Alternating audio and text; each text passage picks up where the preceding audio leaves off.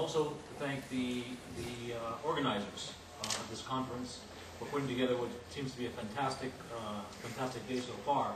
And also I want to thank the audience, first for staying so late to listen to me, and also for tolerating my English. Because even though I've been here for 2 years, my Spanish, although I understand more or less, my actual speaking ability is terrible. So thank you for your indulgence.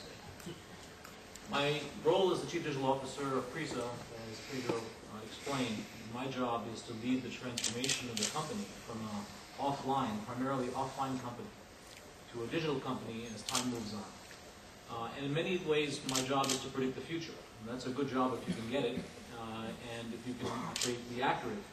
But also predict the future, also to follow the trends. So I'll go through my thoughts about where we are in digital media, where I think Prisa is going with digital media, and really what the market trends are that are important. I'm sure you've seen many market trends today, but I want to focus on the ones that impact digital media, because I think so far today I'm the only one who's representing as a speaker a traditional media company. So when I think about the future, the end game, where is this all going? This picture is the best representation of that end game. This is about the individual having a view of the world, to be plugged into the world, and not to see the boundaries of the world.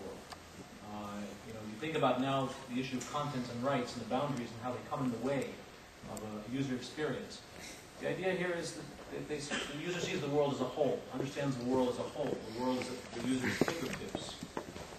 And even the boundaries between countries and currencies and language and culture and all those things, information, knowledge, go away with the power of technology. As a matter of fact, technology has become a platform for information, to equalize the ability to have information around the world. It used to be that you needed money to have a good education, but now anyone with an internet connection can get almost the best research materials that anyone else could have gotten before with an Ivy League education. So it's becoming an information and equalization platform, equalizing human beings. On the other side, it's also becoming a mobilizing platform, a force to mobilize people. You can think about the Arab Spring and the number of countries that went through revolutions enabled by technology. And you can think about now the fall of Wall Street. Right? The fall season of Wall Street has been around using mobile as a platform, and the internet as a platform to mobilize people. And there's also a platform of integration, the integration of values. The reason that people protested without free press, without democracy, was that they have more and more democratic and Western values around the world. And technologies enable that. So technology is more than just a catalyst. Technology is allowing and changing societies in ways that people didn't predict. And certainly governments did not predict. And that's why I think this is the picture. On the other side, it's also about the world understanding the individual. It's about the companies that deal with the customers of digital media, understanding that person and what their wants are, to personalize their experience and give them an experience they value, and not viewing them as a general customer. So in the end, I think this is where the world will be. Everyone will be born with internet. It will be as important as food and water. And it'll be your right to be part of society, is to be part of that platform. So I think the effects of technology go well beyond media and entertainment. Today we'll focus on media and entertainment, but certainly you can see the changes in healthcare, in retail and consumer goods. You can see the changes in governments and the way governments relate to consumers and their citizens. So technology goes well beyond the change in media. I think this is changing humanity. And you can see that without the internet, the capacity for change for a country, for a society, is very limited. Government takes a very important role. And then comes companies, and then comes the individual. And that's been the order by which societies have developed. But now you see it more like this. You see an equalization between the concept of people as individuals, as a group, and as individuals themselves. And the concepts of companies and the concepts of governments and how they fit together. There's more of a balance now about what happens between these three groups. There's more accountability now. There's more transparency now. So while free press has been a stepping stone to that democracy, I think what you see now is even a greater integration, and a greater transparency, and a greater accountability of everyone to each other. Not just government to people, but people to government, companies to people, companies to government. You see that transparency now enabled by the free flow of information that we never had, because we had boundaries, even in countries and between countries, that no longer exist, or where they exist are going away. Let's talk about the macro shifts in media, the big, really high-level shifts in media. First, you see it from where traditional media went from a local to a global market. You started a newspaper, radio station, you started something locally, and then you grew it. You grew it, you grew it, you became regional, you became throughout the country, you became pan-regional, you became global. And a few media companies have done that. Prisa is fortunate enough that we, in our last few decades of existence, have built multiple successful lines of business and have entered 22 countries successfully. But the new players are going the opposite way. It's a game of capabilities, not a game of content.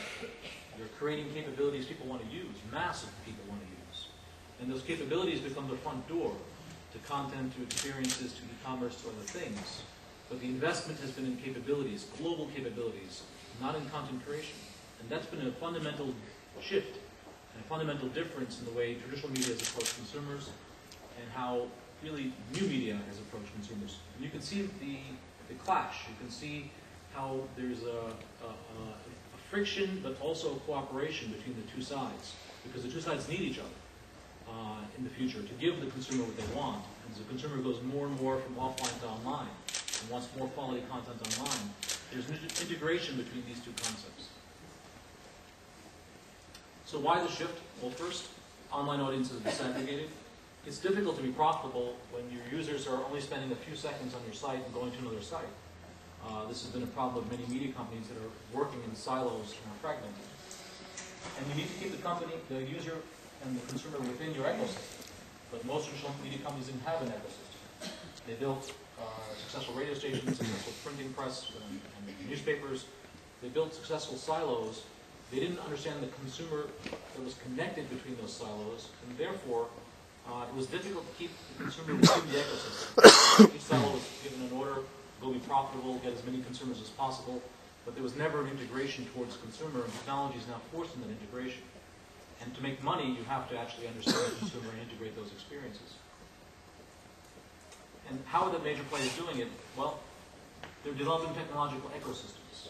Something no traditional media company really has developed yet. An ecosystem for all their consumers across all their assets. No media conglomerate in the world has really developed that ecosystem yet. But Google has developed that ecosystem. Microsoft's developing that ecosystem with Xbox and other things in the cloud. Facebook has developed that ecosystem. Twitter has developed that ecosystem. LinkedIn has developed an ecosystem, a platform that links things together. And these will incorporate over time more and more of a wide range of services, because the investment right now is in getting the consumer's attention, is engaging the consumer, making them come back to your website over and over and over again, or engaging with you on a mobile platform or some other device, like a tablet. And the idea is to get the attention of the user. And when you get the attention, then you can figure out what you want to do with that attention. So that's been where everyone is invested heavily. So the question is, when you are part of the ecosystem, do you just buy one product from Amazon? Do you just use one product or service of Google? No, the answer is you use many. You started with search, or maybe you started buying some books on the Amazon side. You started search on the Google side, but over time, they've integrated under that umbrella, under that brand, a certain level of services, some directly and some with partners, that have allowed them to get more and more of the wallet, more and more of the share of the consumer. The other big macro shift here is the quality content versus social content. Traditional media companies have invested heavily in quality content, and the new players have invested zero in content, at least in the beginning. The content came from the content of other people, from your friends, from your photos, from your tweets, from your CV on LinkedIn. You put the content there. People are interested in it. But in the end, there was no investment made in content. The investment was made in capabilities and a platform. And why is that? Because there's no cost of content creation, so there's low overhead. It's easy to get global scale with a global community. It's easier to maximize user engagement when they want to understand what's happening in the community. And you can maximize user data, because user data becomes a very important component in the monetization of that traffic. Data probably is one of the two most important things. The other thing that the web did was it went from a limited supply model to a limited demand model. It became an unlimited supply. And why is that shift? Because the global internet model allows for that shift. Anyone can produce anything and bring to one brand and just have enough followers. And there's no barriers to entry at that point. right? You can actually be successful in multiple countries without having a license to broadcast video, and you can be in the video business or in the music business. So the advertising model now dramatically changes, because before there was a limited supply of advertising, and now there's an unlimited supply of advertising. Before it was a volume business, and now it's becoming a transactional and performance business. And the other macro shift here is this balance of content creation versus production and distribution. That balance has always been that people pay and value the content, and the distribution is an overhead. It was never an ecosystem where the distribution became access to 700 million people that you could do things with, because the distribution was tied to the type of content. You distributed news on newspapers, you distributed radio on radio antennas. But now you separate those two things, and now in a multimedia platform with hundreds of millions of users, you can actually distribute anything to that platform. So this balance is out of balance today, because the value is on the distribution and the access side. That's what Wall Street is valuing, that's what the companies in California are valuing. They're not valuing the content creation, but users are valuing the content creation, funny enough, because they still consume a lot of traditional content, and they actually pay for a lot of traditional content. There's a trend which clearly shows the growth is not in traditional media. But nonetheless, that's where the money is, and that's where the market is today. But people think the future will be somewhere else, and therefore the equity values of the new companies are much higher relative to their revenues, whereas traditional media companies still valued on profits, not on revenues, and not on the community size. So the conclusion on the macro side of the world in digital media is only two things really matter: scale and data, which is consumer insights. Those are the only two things that matter. If you have scale and you have consumer insights, you can have a successful digital media business.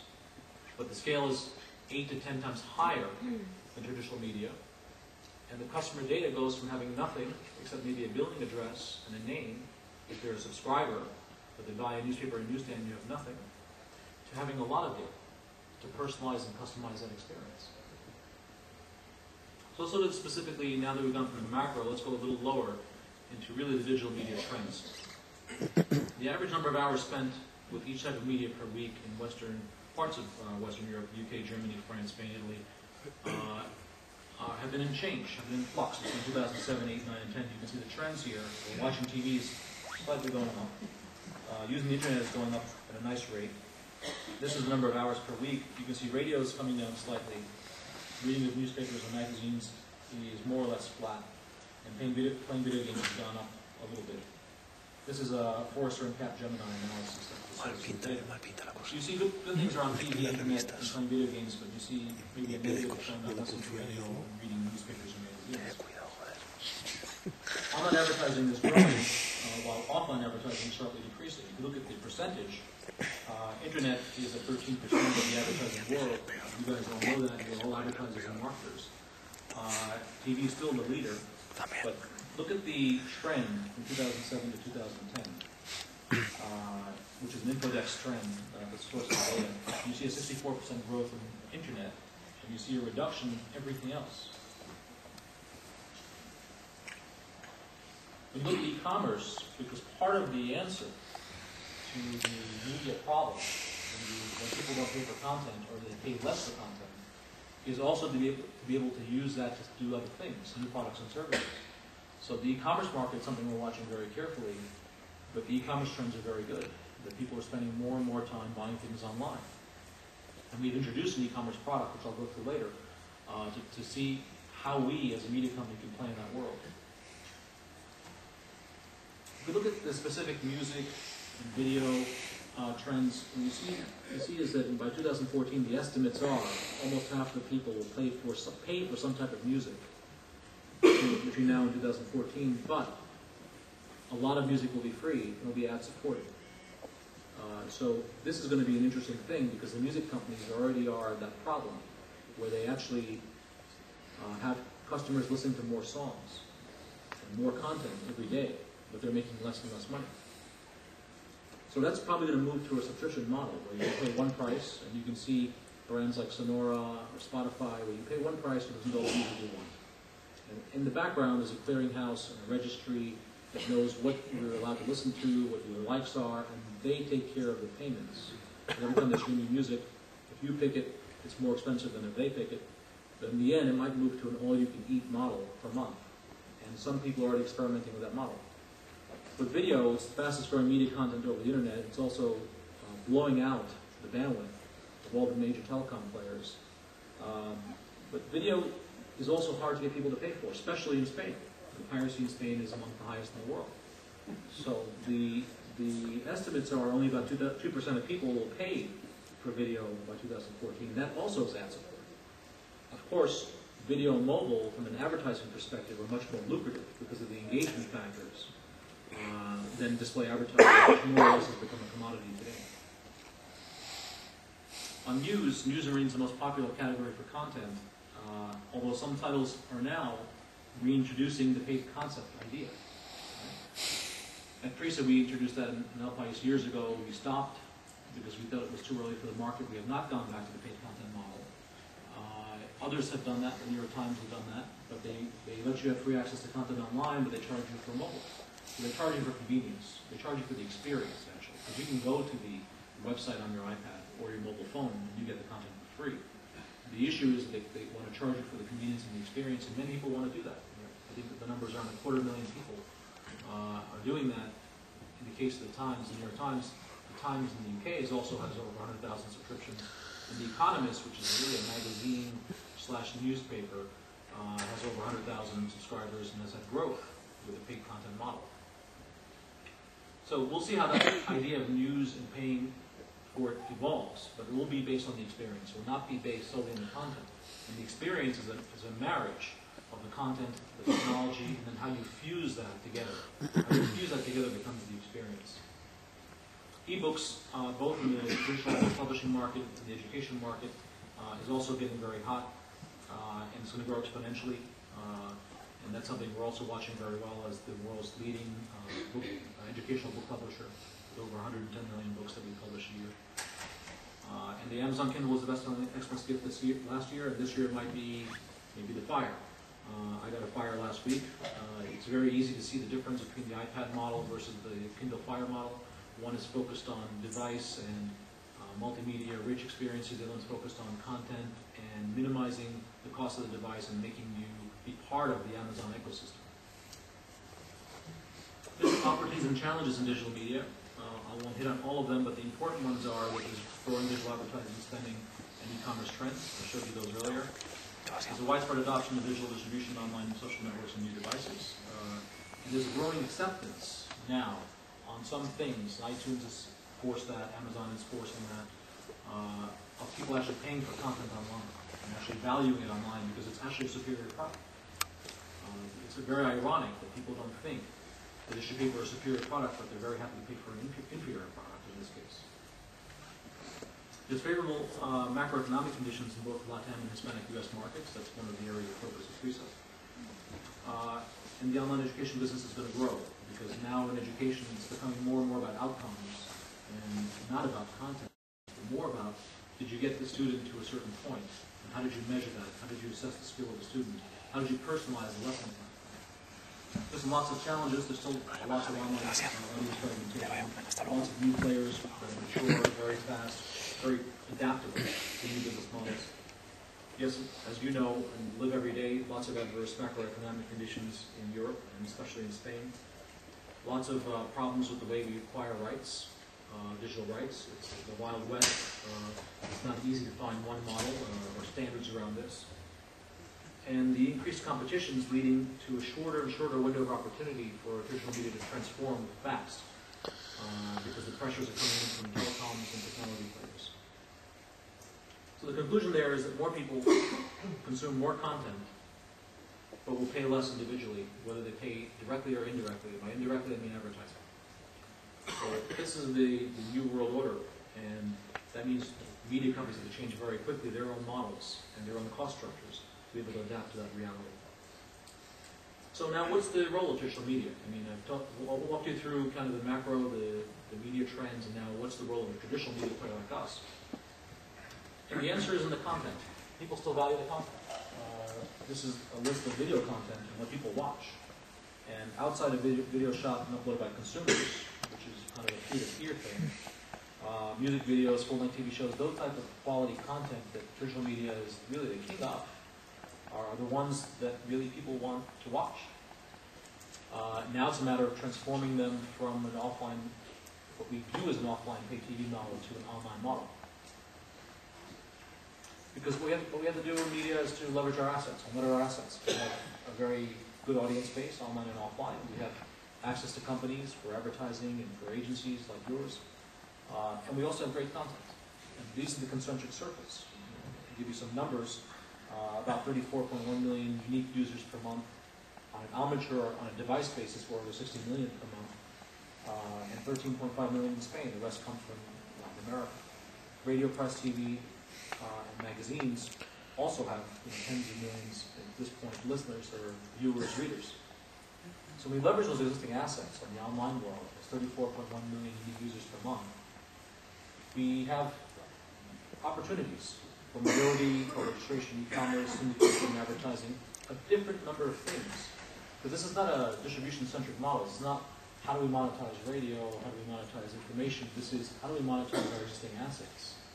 And these are our existing assets, these three concentric circles. And I'll give you an example of how we we created a product leveraging those assets, and we did it from email marketing, behavioral targeting, performance marketing. We did it with e-commerce and mobility, all in one product. And that's this. We launched about 5 or 6 months ago a product called Planeo. We were the first, I believe we were the first media company in Spain to launch a couponing product. We think we can do a better job at couponing because we can leverage the same assets than, let's say, one of the new players like Groupon. This is today's offer. We're selling, this is the lead offer, but if you scroll down, there's many other offers. This is for a show called Forever Crazy, from the Crazy Horse show from Paris. And this is on the left side a view of what that looks like.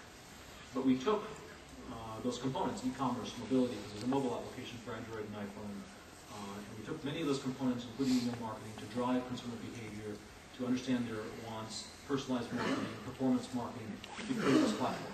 We also did something very interesting. We leveraged the existing media that we have. Because I view the e-commerce couponing market in two phases. There's a phase that is on the private sales and couponing standalone players, pure. And we also have the media assets. And some of those media assets, as you saw before, are on the downtrend or are stable. And we're able to use running inventory, unused inventory across our media assets to promote not only Planeo, but also the offers, which, again, new pure players have to pay for. So we're able to be far more efficient in our cost of consumer acquisition, subscriber acquisition, and also our cost of marketing in the Planeo model than, let's say, a Groupon would be. And this is really where it comes through. We pick a premium offer like the one you saw about Crazy Horse, and we're able to put it across all of our media, online and offline. If you're a second-tier offer, we put it online only. And competitors can really do the newsletter and social network. But we have the websites, we have the traffic. Just to give you an example, in the last 5 months, we were able to grow faster, not by percentage, by actual number of users. In October, we reached almost 800,000 users. And this is an idea of transforming the traditional model. The reason I'm showing this is not really an advertisement for Planeo, although I'd be very happy if all of you went and bought things. But it's really to show you how a media company can transform itself by using existing assets, leveraging them with a very low incremental cost to redevelop and redo new things. And of course, to do all of this, you need a digital platform. None of this works if you have a fragmented approach towards innovation and research and development. You need to tie together the company in a transversal and a horizontal technology platform.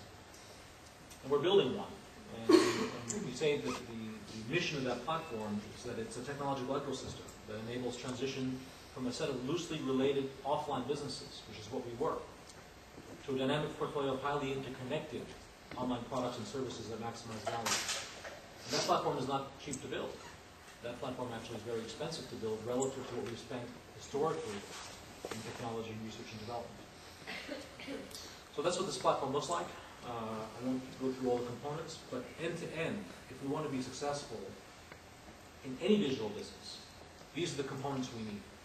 And we went through a very careful exercise of saying, if we want to distribute and monetize our assets, let's build one distribution platform Let's build one e-commerce engine. Let's build one personalization engine and recommendation engine. Let's build something once.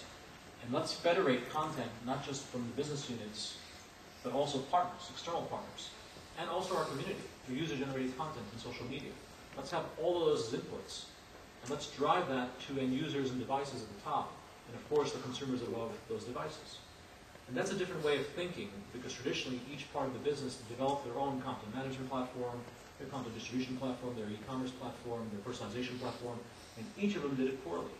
None of them had the money to do it right. And in the end, even if they did do it right, they'd all spend that much more money, right? So it costs much more for 5 people to do the same thing, and the data wouldn't connect together. So we're building one platform with integrated data. At the same time, we have to respect the privacy laws and really the rights of our consumers, and making sure that the only reason we're putting this integration layers together on customer and content is to drive a better experience for them. And finally, I'll give you the top 10 things that I think traditional media has to change. And number one, we have to continue to produce quality content. It's very easy for a traditional media company to say, oh my God, the world is changing and the economics are changing, let's stop investing in quality content. And I think that's a mistake. Dramatically grow our audiences by globalizing products, either ourselves or through partnerships. Prisa did a partnership with Real Madrid, one of the sponsors of this conference. And that partnership is around mobility and exclusively distribute content on mobile devices in North and South America, Real Madrid. So we have to globalize more and more of our products. Remember, the number one or two thing is scale. Everyone's consumer insight. So that's the next one. Understand our consumers better. Create new experiences, which is the innovation. The innovation is not technology, it's not content, it's the marriage. Create loyal customers are creating communities, not just transactions where they buy one thing and then they don't hear from us. Launch new products and services. We launched Planeo. We bought a company called Station about a year ago, which is on the video gaming market. But we'll continue to evolve and launch new markets and launch into new markets, new products, and new services, because we're moving from a content player to a platform service player. Another important thing is to integrate seamlessly with platforms, social media platforms.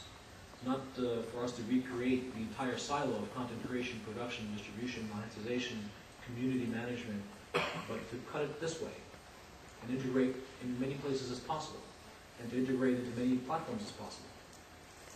Lowering our content production costs is a key to survival, because as you play a game of offense, you also have to play a game of efficiency, and you also have to play a game of defense. We have to distribute to multiple channels, so it's about separating the content from the distribution. For example, we launched something called Yumvi, which is a video-on-demand service. You don't need to have our set-top box to watch pay TV content. That's the first time ever that we separated the content from the box.